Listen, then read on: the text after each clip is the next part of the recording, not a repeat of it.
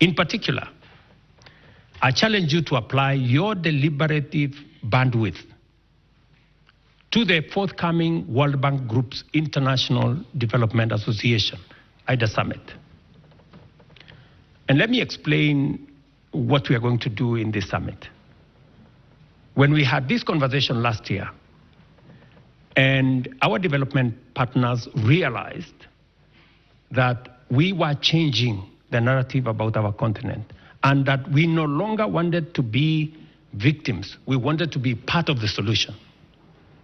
They asked me to host the first IDA replenishment, what we are calling IDA 21 replenishment here in Nairobi, together with the World Bank. So we are going to host it on the 29th of April 2024. And what is the conversation? The conversation here is East Africa will, for the first time, have the opportunity to witness from a close quarter and contribute to the important deliberations of critical implementation of our growth agenda and development. At this event, African leaders, including many from the global south and low-income countries, will articulate a strong case for an ambitious and robust 21st replenishment of IDA, which is the largest source of development assistance and donor funding for basic social services for the world's 75 low-income countries, and to support economic transformation, especially in Africa and throughout the global south. So let me contextualize this. You know, we have two fundamental problems, and that is why many of our countries are struggling with the debt. Two fundamental problems. Problem number one is debt management. The kind of debt infrastructure that we have has very short grace period, has very short tenure, and therefore it becomes very difficult to undertake any meaningful development. Our position is that we should increase the grace period for money borrowed for development, not 3 years, maybe 10 years. We should increase the tenure of debt for development resources, not 15 years, but maybe between 40 and 50 years. That way, when you mobilize resources for development, you have adequate time to be able to undertake that development without the constraints of having to repay this debt. That is number one. Number two, the other problem that we have in the whole of financing development is what we are calling responsible sovereign lending. What do we mean by that? We're saying it is no longer tenable for us to have this big animal called credit rating, where countries using arbitrary formula are rated here, and if you don't do certain things, you are taken down, and as you are taken down, you pay more interest. It is also, we need to have a conversation about credit rating agencies, and we need to have a conversation about risk assessment. Because there is perceived risk that becomes larger than real risk. And that perceived risk is pushed by certain quotas to make Africa uncompetitive. And that is the reason why, while others are accessing development resources at 1 or 2%, most African countries are accessing development resources in markets at between 10 and 15%. Explain to me, honorable members,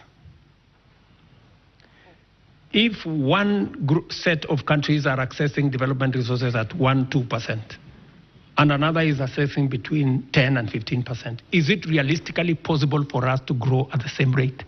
No. This is the conversation we must have. You know? And we must remove this arbitrary unfairness.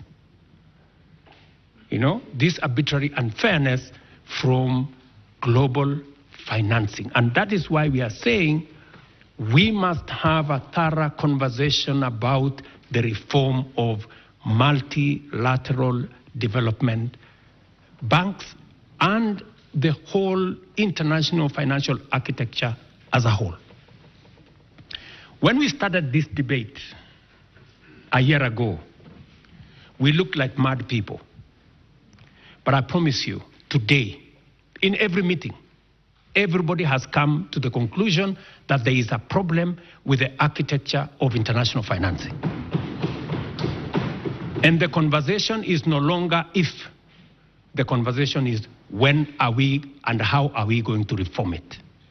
And that is why it is important for institutions like the East Africa Legislative Assembly to apply itself, apply your mind to what kind of contribution are you going to make in this reform that is going to make our economies access development financing. It is the only way we can make meaning to our development. The last IDA replenishment, for example, in 2021 raised US dollars 91 billion, which was disbursed to eligible beneficiary countries over a period of 3 years. The Kenya Summit that we are holding in April aims to highlight to donors and other development partners critical priority target areas of development financing in Africa and in our region, make the case for a significantly higher level of financing in IDA 21 cycle, and support East African countries to effectively address development challenges and exploit the huge opportunities that we have in our region. This is the candid conversation we're going to have. And I am very confident that the fact that World Bank accepted that this was a necessary exercise confirms to us that somebody somewhere is listening to what we are saying. You know? And our position is, it is not going to be done until it is done. I have invited my fellow heads of state and government to participate in this highly important platform. Being confident of this Assembly's capacity to facilitate transformative interventions, I urge you, honorable members, to join this course and formulate your contributions to this endeavor with urgency. Give some imagination, put in it some ambition, so that together we can push an agenda that is going to support all our economies. I am highly obliged to you, Honorable Speaker, for inviting me to address this Assembly. I do not take your consideration for granted, and I believe we're going to have a discourse that is going to be beneficial for all our countries. I wish you all, honorable members, productive engagements, insightful debates, and fruitful deliberations as you usher in the third session of this Assembly. Feel at home while you are in Kenya. It's called Magical Kenya, the home of all humankind. And I urge Honorable Omar Hassan, Chair of the Kenyan chapter of the Assembly, to use this session to introduce you to the warmth and hospitality of our country.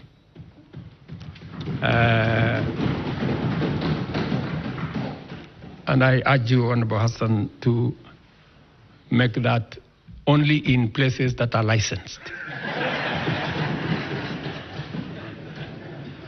And in no other places. So, honorable members, I really wish you well while you are in Kenya. And maybe by conclusion, the Speaker did make reference to what we are doing as East Africa. to give you the impression of what East Africa is doing, and therefore you must be very proud people that East Africa, in our continent, is the most progressive community. Our trade, intra-trade between East African countries is the highest in the African continent. We are providing the leadership, and therefore you occupy a very special place. And I want to urge you to continuously apply yourself to this huge responsibility. You are not only doing this for East African citizens, you are trailblazing for the continent of Africa.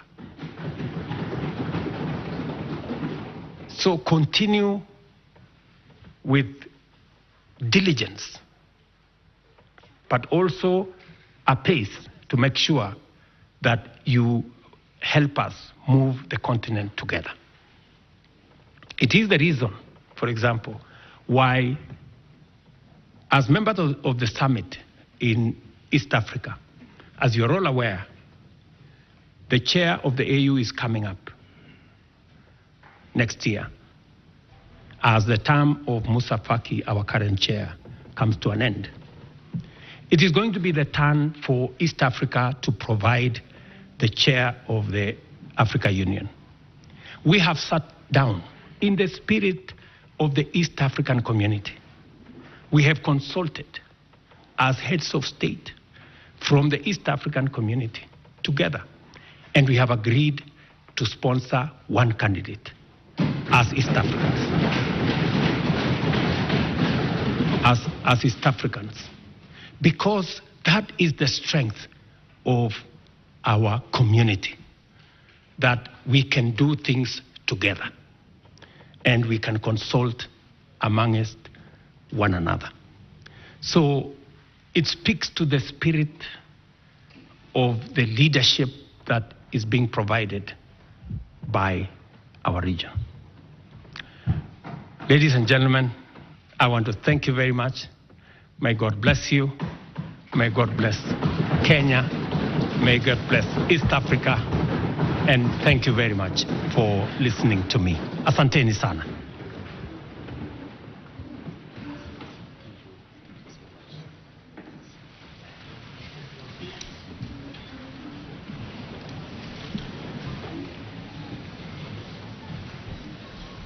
We move to order number 6,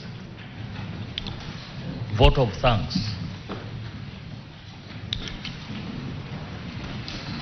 Thank you, Your Excellency, Mr. President, for your great speech, statesman. We have learned, and as members of East African community, we'll have to implement many of your guidances. Now it's time for Honorable Paul Mwasa Musamali to move a vote of thanks.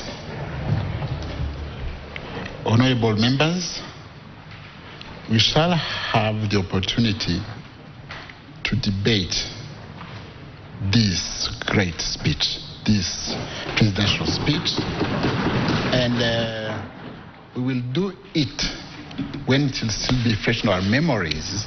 It will be done tomorrow morning, the whole day. From morning till the end, we'll be debating this great speech. So, Honorable Musamali, you have the floor.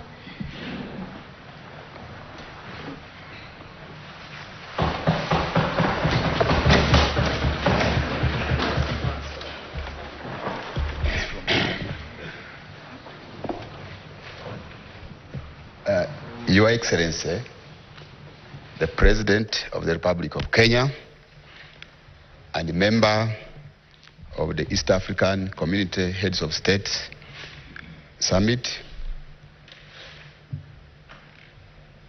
Mr. Speaker, allow me, in the interest of time, to stand on the protocol as you already observed. I also want to take this opportunity, Mr. Speaker, to thank you and the members of EALA